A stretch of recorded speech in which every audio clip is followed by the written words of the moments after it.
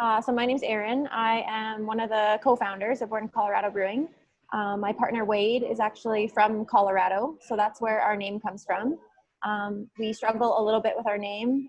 People assume that we're not local, and we're asked all the time if you could change one thing about, opening a business, what would you change? And we have been tempted to say maybe our name, but at the end of the day, it speaks to where he kind of developed a passion for craft beer, where he even learned about craft beer, and they have an amazing craft beer scene in Colorado. And it's about so much more than where he's from. It's about that passion and that inspiration. And so if it starts a conversation and it gets us talking to people about where their passion comes from and what drives them, then I think it's a good thing. One of the things that's really unique about your guys' situation, or maybe not unique, but you guys are in a neighborhood with a lot of other breweries.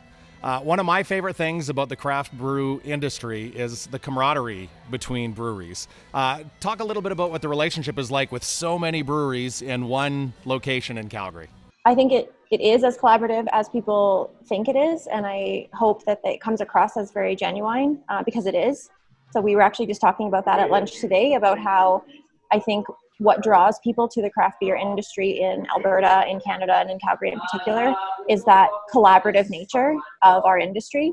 I think people see that as a real positive, and we're not asking someone to come to Born Colorado and to not go anywhere else. We actually actively try to push them to go to other places and try other beer.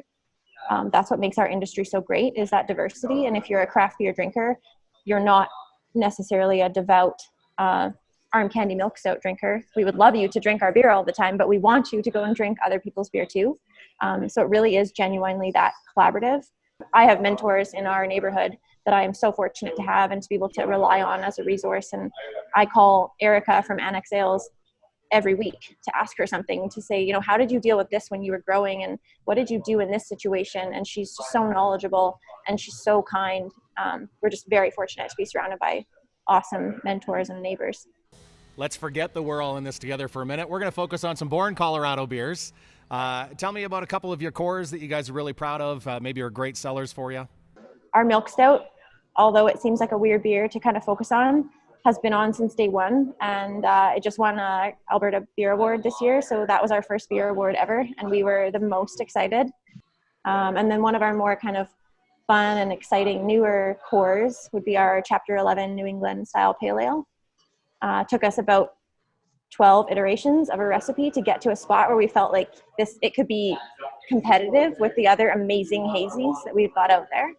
It's a really tough market to branch into because everybody makes an amazing, if they're making one, they make an amazing hazy pale. So that was a little bit intimidating, and we're super pumped with where we got to. Okay, well, we're going to focus on the Get Lucky Lager today, which is going to be on tap here at Beau's, available this weekend.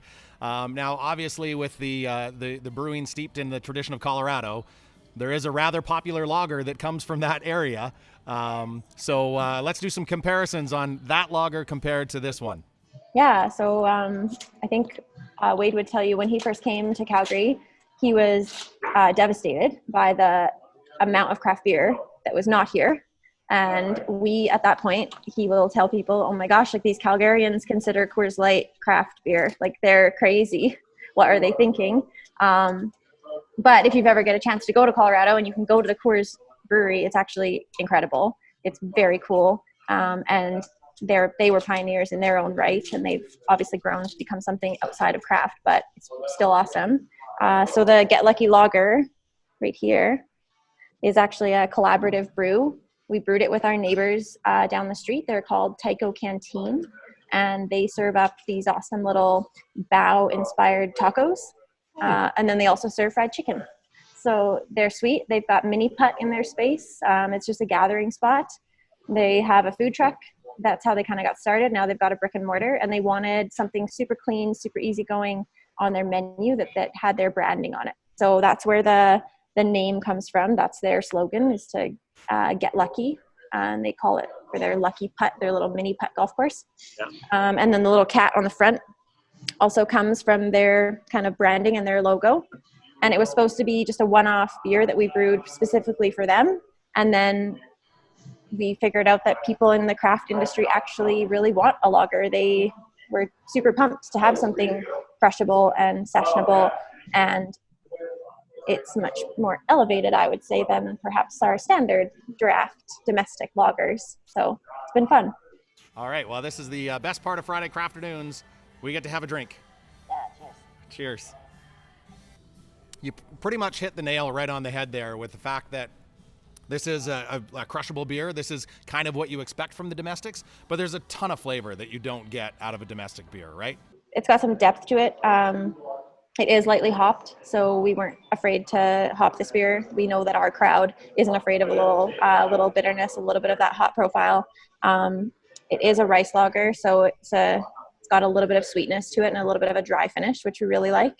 And we also aren't afraid, and we've always wanted to have something on tap at our brewery and at our tap room, where if you are bringing your uncle or your dad or your mom or your best friend who's just never tried craft beer and they are a devout kokanee drinker or they're a devout Canadian drinker, we want to have something on tap that's not per se the same thing, but something that they feel comfortable drinking and that maybe becomes that, foot in the door for them where they've tried something craft, they weren't totally put off by it, and then they feel comfortable and confident trying the next thing on the menu, and maybe they become a stout drinker down the road, or they want to try that sour that we've produced and they wouldn't have normally thought of that. So all right. Well, cheers. Thank you for doing this. Yeah. And the Cheers, Get Peter. Lucky Lager available at Bose this weekend. Thanks so Erin. much. Cheers.